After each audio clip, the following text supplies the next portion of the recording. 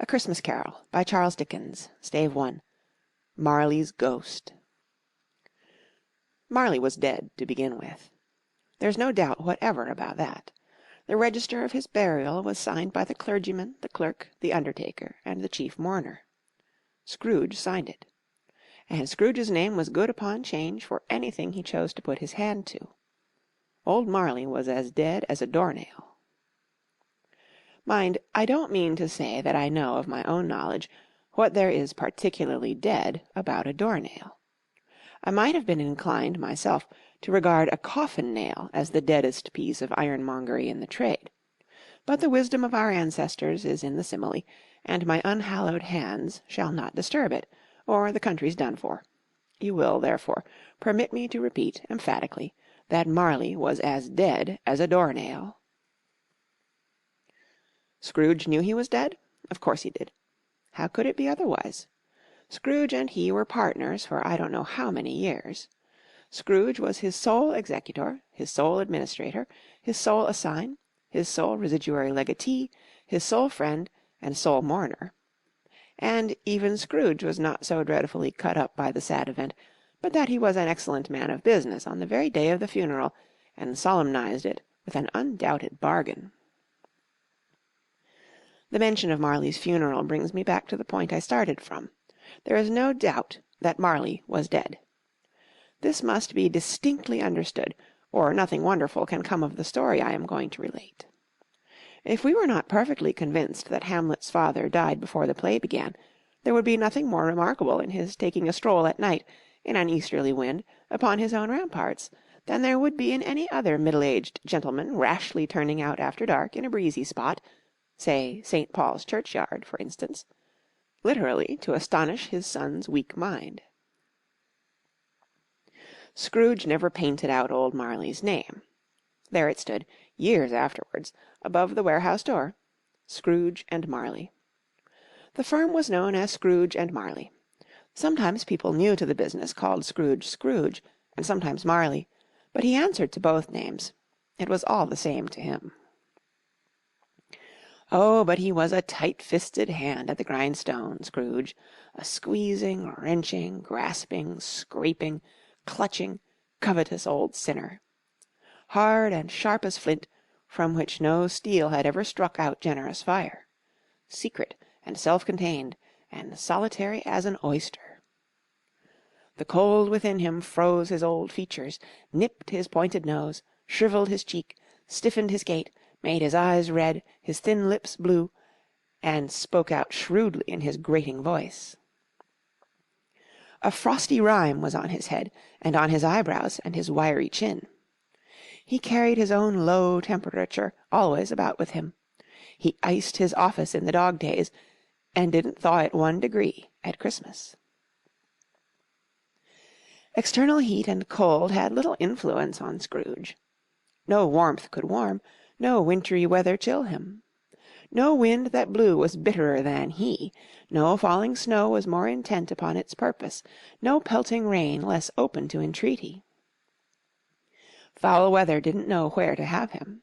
The heaviest rain, and snow, and hail, and sleet could boast of the advantage over him in only one respect. They often came down handsomely, and Scrooge never did.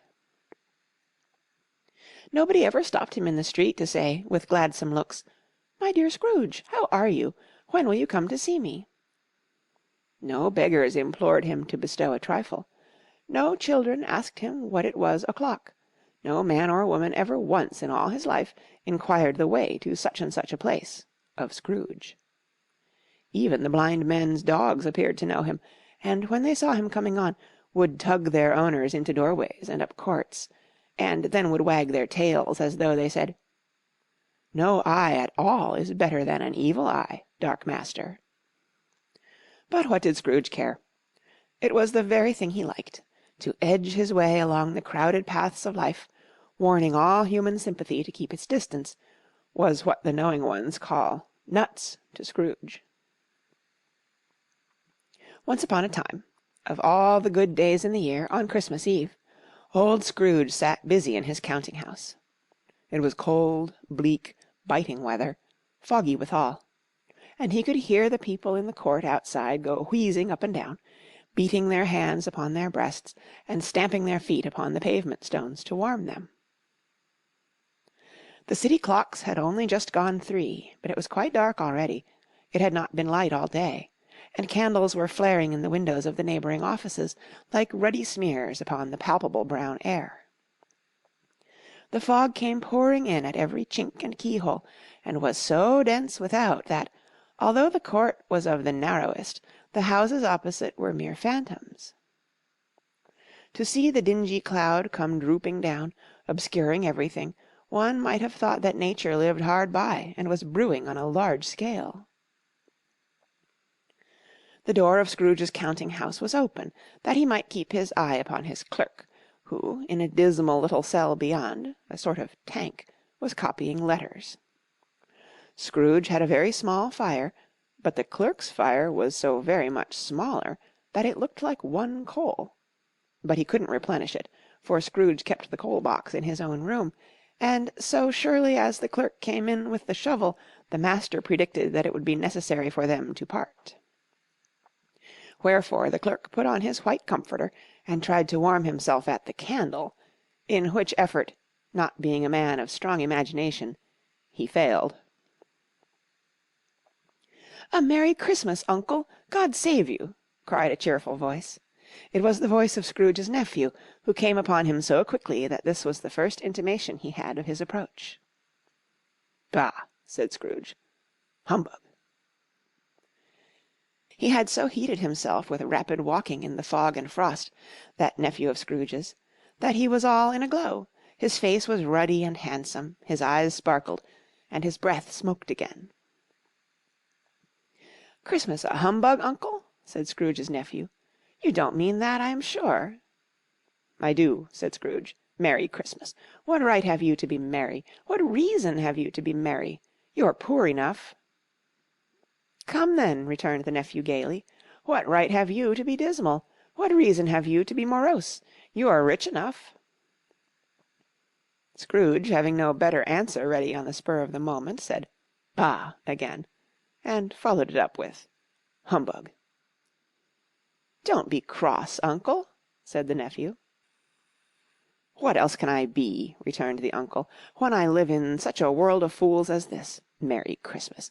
Out upon Merry Christmas! What's Christmas time to you but a time for paying bills without money, a time for finding yourself a year older and not an hour richer, a time for balancing your books and having every item in 'em through a round dozen of months presented dead against you? If I could work my will," said Scrooge indignantly, "every idiot who goes about with Merry Christmas on his lips should be boiled with his own pudding and buried with a stake of holly through his heart. He should." "Uncle!" pleaded the nephew. "Nephew," returned the uncle sternly, "keep Christmas in your own way, and let me keep it in mine." "Keep it?" repeated Scrooge's nephew. "But you don't keep it." "Let me leave it alone, then," said Scrooge. "Much good may it do you. Much good has it ever done you." "There are many things from which I might have derived good, by which I have not profited, I dare say," returned the nephew. "Christmas among the rest. But I am sure I have always thought of Christmas time, when it has come round, apart from the veneration due to its sacred name and origin, if anything belonging to it can be apart from that, as a good time, a kind, forgiving, charitable, pleasant time. The only time I know of in the long calendar year when men and women seem by one consent to open their shut-up hearts freely, and to think of people below them as if they really were fellow-passengers to the grave, and not another race of creatures bound on other journeys. And therefore, uncle, though it has never put a scrap of gold or silver in my pocket, I believe that it has done me good, and will do me good, and I say God bless it." The clerk in the tank involuntarily applauded. Becoming immediately sensible of the impropriety, he poked the fire, and extinguished the last frail spark for ever. "Let me hear another sound from you," said Scrooge, "and you'll keep your Christmas by losing your situation. You're quite a powerful speaker, sir," he added, turning to his nephew. I wonder you don't go into Parliament." "Don't be angry, uncle. Come, dine with us to-morrow." "Scrooge said that he would see him—" Yes, indeed he did. He went the whole length of the expression, and said that he would see him in that extremity first. "But why?" cried Scrooge's nephew. "Why?" "Why did you get married?" said Scrooge. "Because I fell in love." "Because you fell in love," growled Scrooge, as if that were the only one thing in the world more ridiculous than a Merry Christmas. "Good afternoon." "Nay, uncle, but you never came to see me before that happened. Why give it as a reason for not coming now?" "Good afternoon," said Scrooge. "I want nothing from you. I ask nothing of you. Why cannot we be friends?" "Good afternoon," said Scrooge. "I am sorry with all my heart to find you so resolute. We have never had any quarrel to which I have been a party. But I have made the trial in homage to Christmas, and I'll keep my Christmas humour to the last. So a Merry Christmas, uncle." "Good afternoon," said Scrooge. "And a Happy New Year." "Good afternoon," said Scrooge. His nephew left the room without an angry word, notwithstanding. He stopped at the outer door to bestow the greetings of the season on the clerk, who, cold as he was warmer than Scrooge, for he returned them cordially. "There's another fellow," muttered Scrooge, who overheard him, "my clerk, with 15 shillings a week, and a wife and family, talking about a Merry Christmas. I'll retire to Bedlam." This lunatic, in letting Scrooge's nephew out, had let 2 other people in.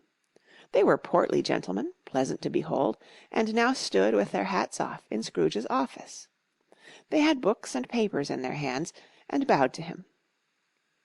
"Scrooge and Marley's, I believe," said one of the gentlemen, referring to his list.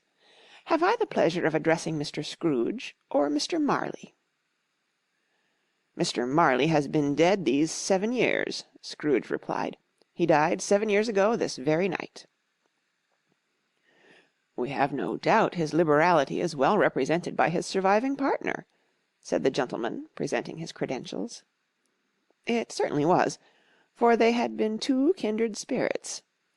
At the ominous word liberality, Scrooge frowned and shook his head, and handed the credentials back.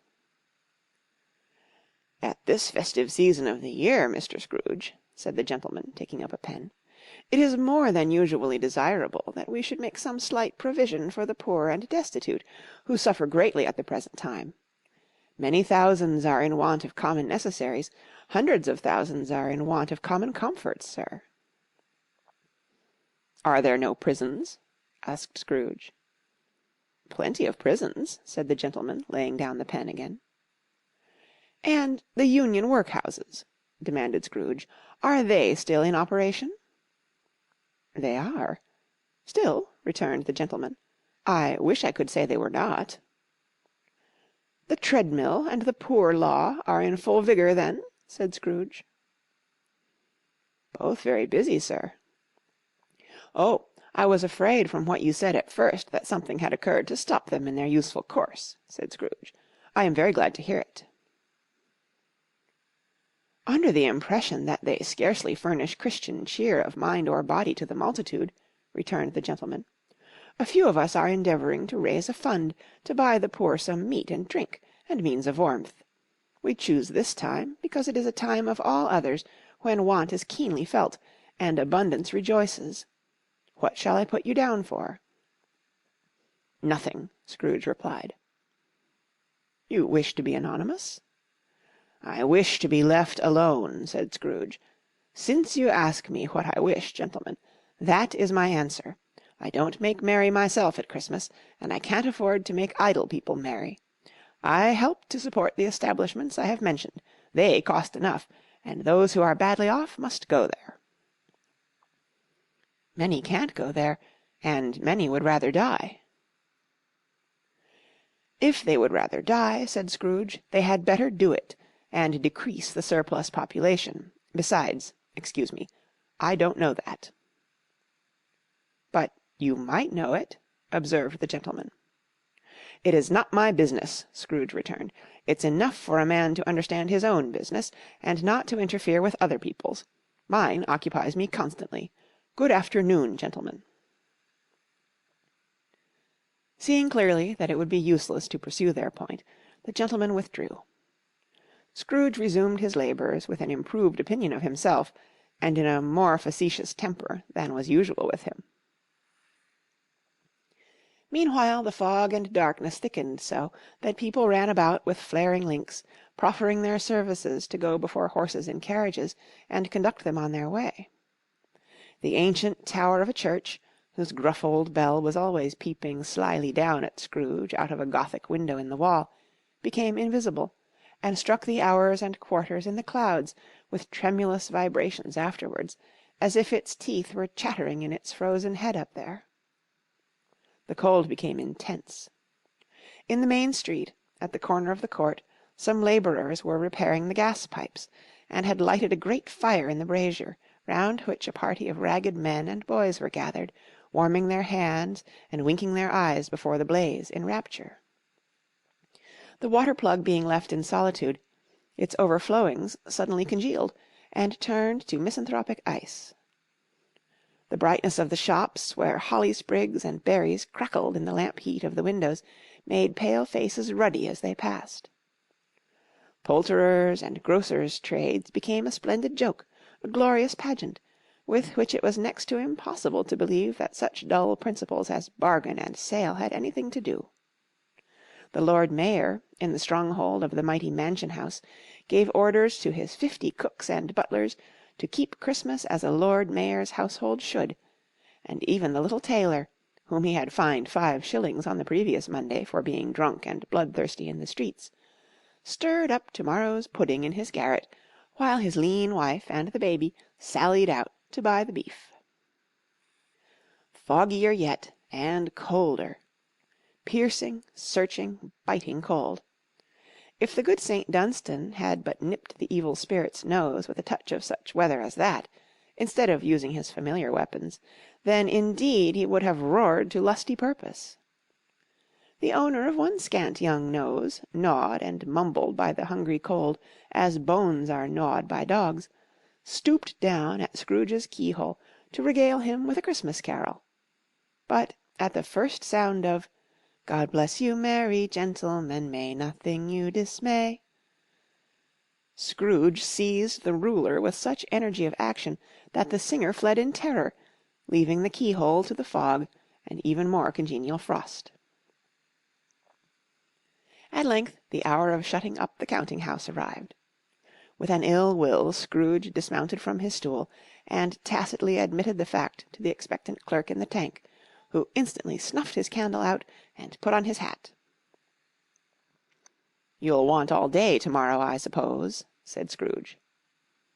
"If quite convenient, sir." "It's not convenient," said Scrooge, "and it's not fair. If I was to stop half a crown for it, you'd think yourself ill-used, I'll be bound." The clerk smiled faintly. "And yet," said Scrooge, "you don't think me ill-used when I pay a day's wages for no work." The clerk observed that it was only once a year. "A poor excuse for picking a man's pocket every 25th of December," said Scrooge, buttoning his greatcoat to the chin. "But I suppose you must have the whole day. Be here all the earlier next morning." The clerk promised that he would, and Scrooge walked out with a growl.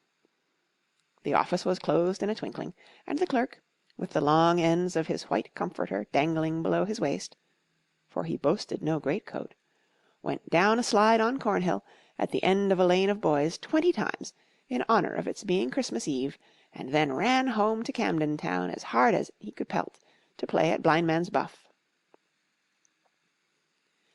Scrooge took his melancholy dinner in his usual melancholy tavern, and having read all the newspapers and beguiled the rest of the evening with his banker's book, went home to bed. He lived in chambers which had once belonged to his deceased partner. They were a gloomy suite of rooms, in a lowering pile of building up a yard, where it had so little business to be that one could scarcely help fancying it must have run there when it was a young house, playing at hide-and-seek with other houses, and have forgotten the way out again. It was old enough now, and dreary enough, for nobody lived in it but Scrooge, the other rooms being all let out as offices. The yard was so dark that even Scrooge, who knew its every stone, was fain to grope with his hands. The fog and frost so hung about the black old gateway of the house that it seemed as if the genius of the weather sat in mournful meditation on the threshold. Now, it is a fact that there was nothing at all particular about the knocker on the door, except that it was very large. It is also a fact that Scrooge had seen it, night and morning, during his whole residence in that place. Also that Scrooge had as little of what is called fancy about him as any man in the city of London, even including, which is a bold word, the corporation, aldermen, and livery. Let it also be borne in mind that Scrooge had not bestowed one thought on Marley since his last mention of his 7 years dead partner that afternoon.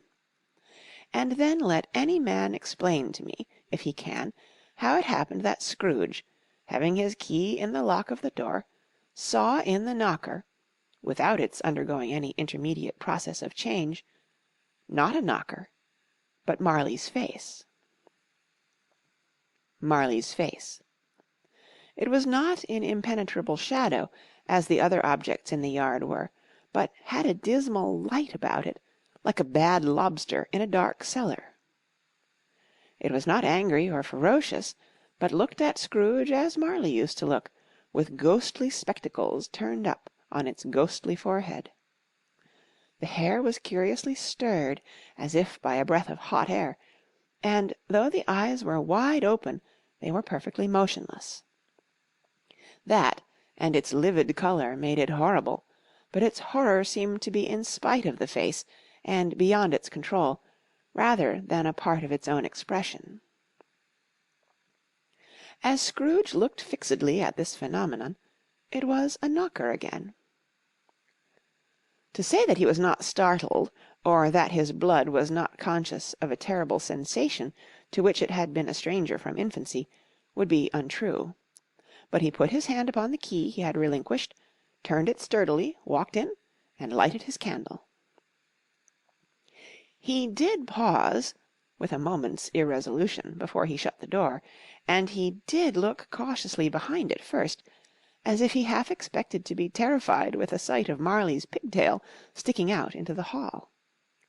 But there was nothing on the back of the door except the screws and nuts that held the knocker on, so he said, "Pooh, pooh," and closed it with a bang. The sound resounded through the house like thunder. Every room above, and every cask in the wine merchant's cellars below, appeared to have a separate peal of echoes of its own. Scrooge was not a man to be frightened by echoes.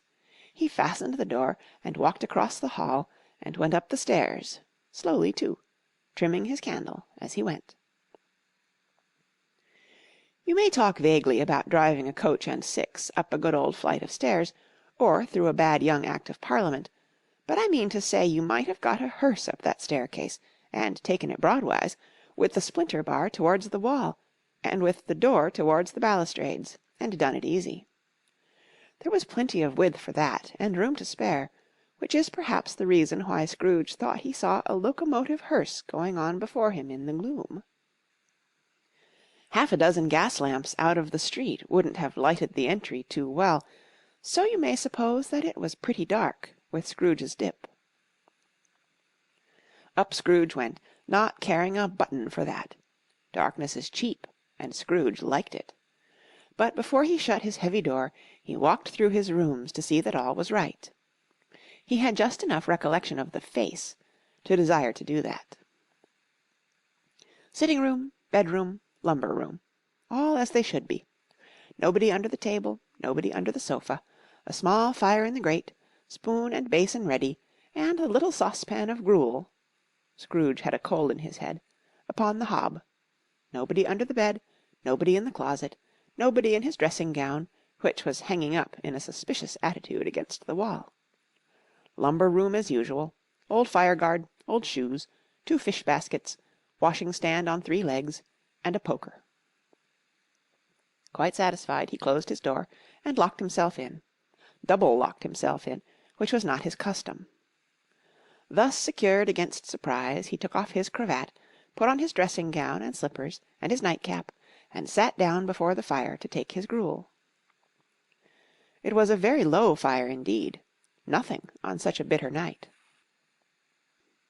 He was obliged to sit close to it and brood over it before he could extract the least sensation of warmth from such a handful of fuel.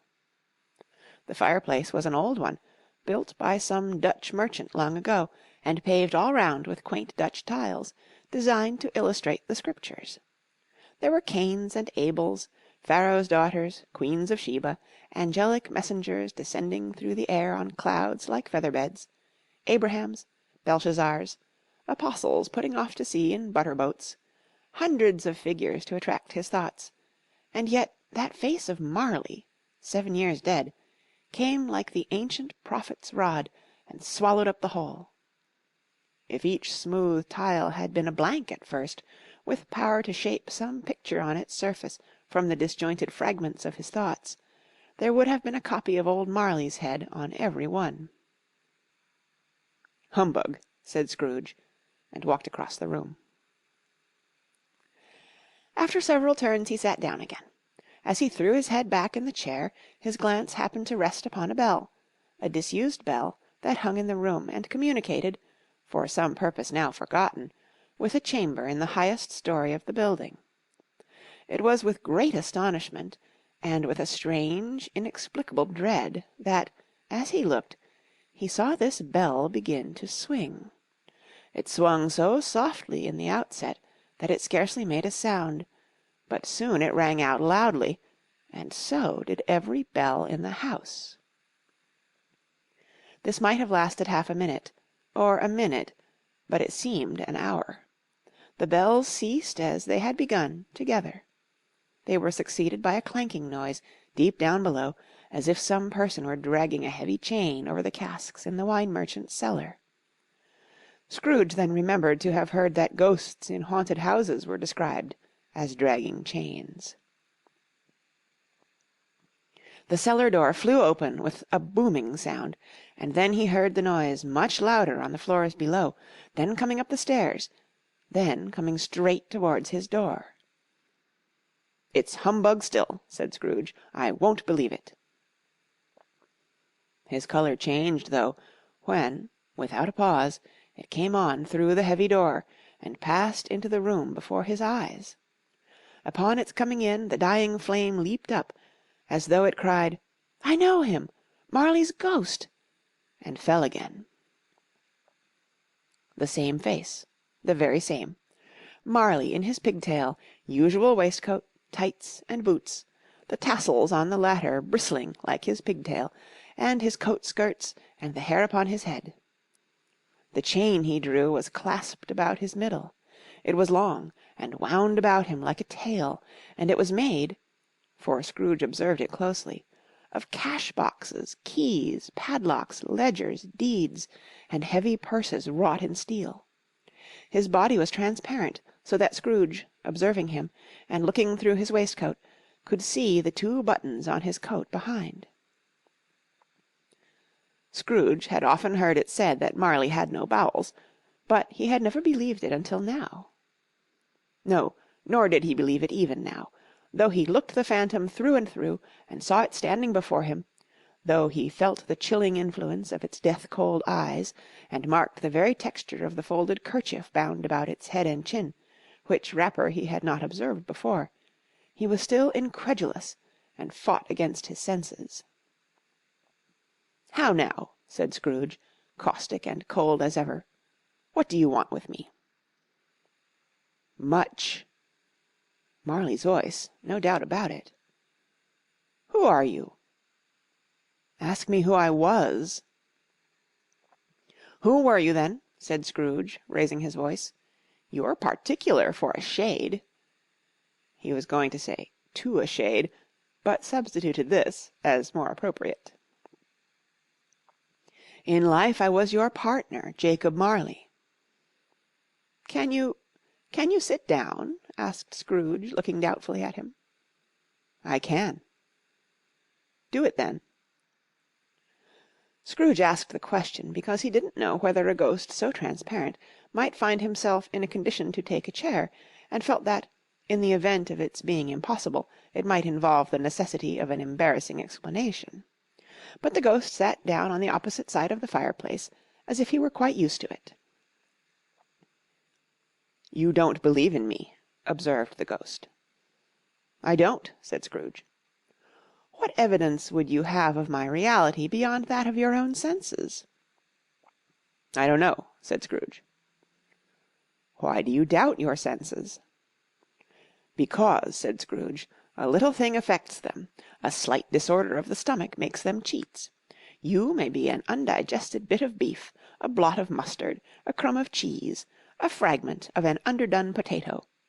There's more of gravy than of grave about you, whatever you are." Scrooge was not much in the habit of cracking jokes, nor did he feel in his heart by any means waggish then. The truth is that he tried to be smart as a means of distracting his own attention, and keeping down his terror, for the spectre's voice disturbed the very marrow in his bones. To sit staring at those fixed, glazed eyes in silence for a moment would play, Scrooge felt, the very deuce with him. There was something very awful, too, in the spectre's being provided with an infernal atmosphere of his own. Scrooge could not feel it himself, but this was clearly the case, for though the ghost sat perfectly motionless, its hair and skirts and tassels were still agitated as by the hot vapour from an oven. "You see this toothpick?" said Scrooge, returning quickly to the charge, for the reason just assigned, and wishing, though it were only for a second, to divert the vision's stony gaze from himself. "I do," replied the ghost. "You are not looking at it," said Scrooge. "But I see it," said the ghost, notwithstanding. "Well," returned Scrooge, "I have but to swallow this, and be for the rest of my days persecuted by a legion of goblins, all of my own creation. Humbug, I tell you, humbug." At this the spirit raised a frightful cry, and shook its chain with such a dismal and appalling noise that Scrooge held on tight to his chair to save himself from falling in a swoon. But how much greater was his horror when the phantom, taking off the bandage round his head, as if it were too warm to wear indoors, its lower jaw dropped down upon its breast. Scrooge fell upon his knees and clasped his hands before his face. "Mercy!" he said. "Dreadful apparition, why do you trouble me?" "Man of the worldly mind," replied the ghost, "do you believe in me or not?"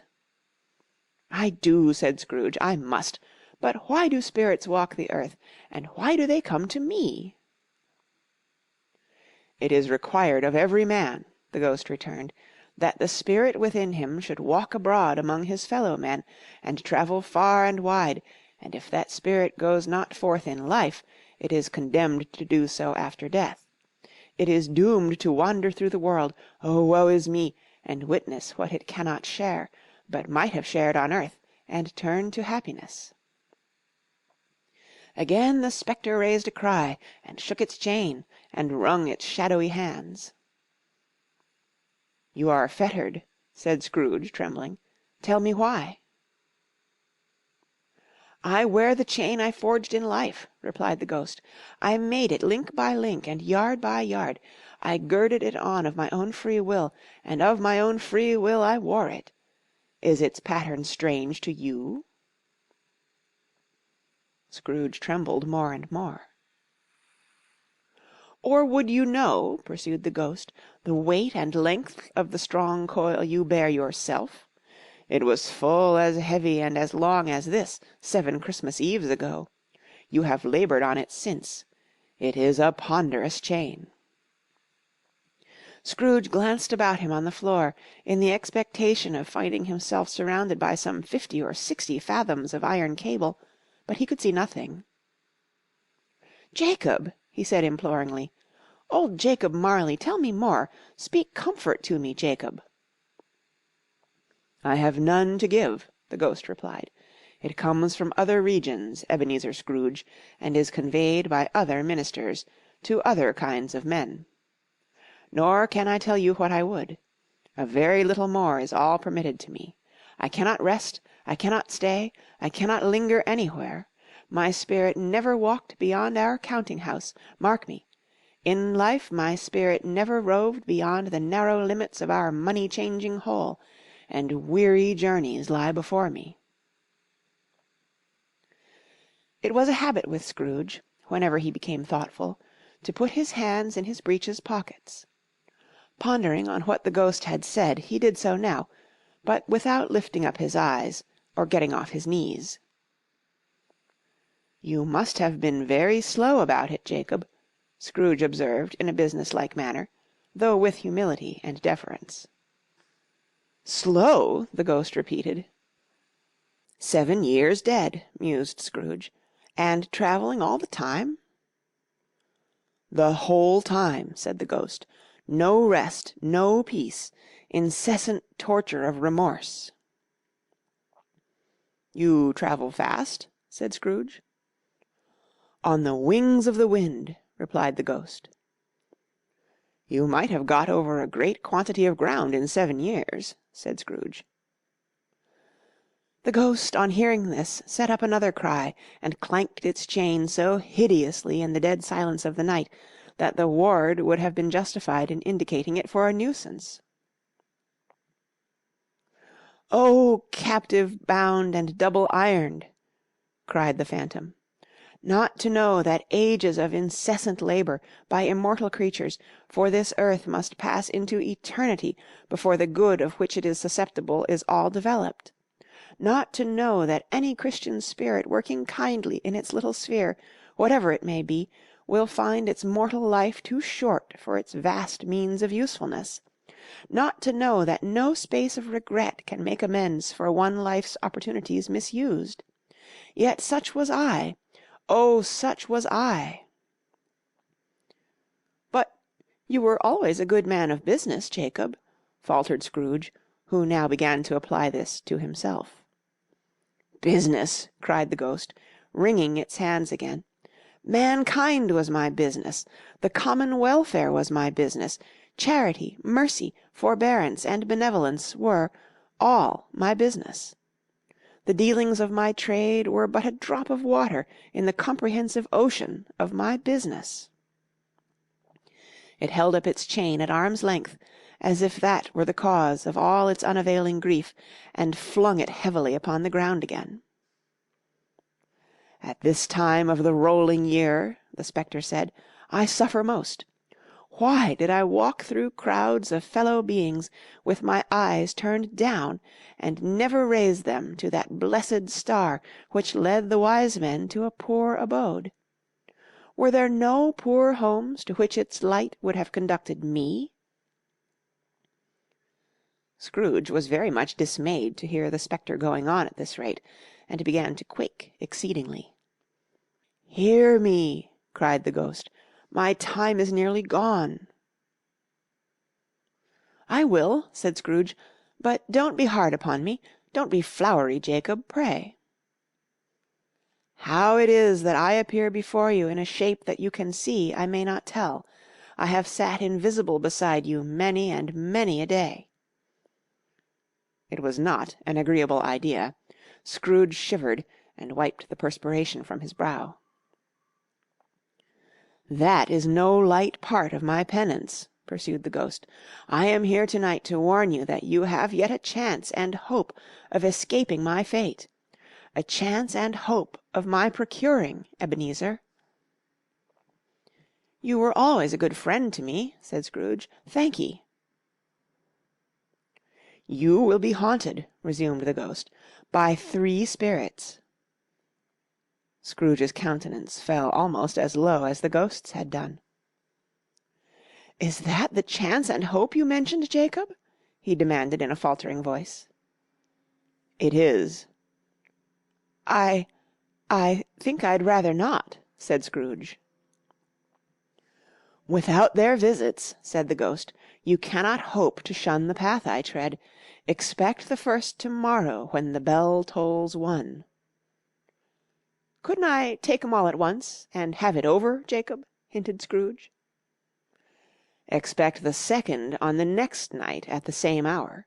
The third upon the next night when the last stroke of 12 has ceased to vibrate. Look to see me no more, and look that, for your own sake, you remember what has passed between us." When it had said these words, the spectre took its wrapper from the table, and bound it round its head as before.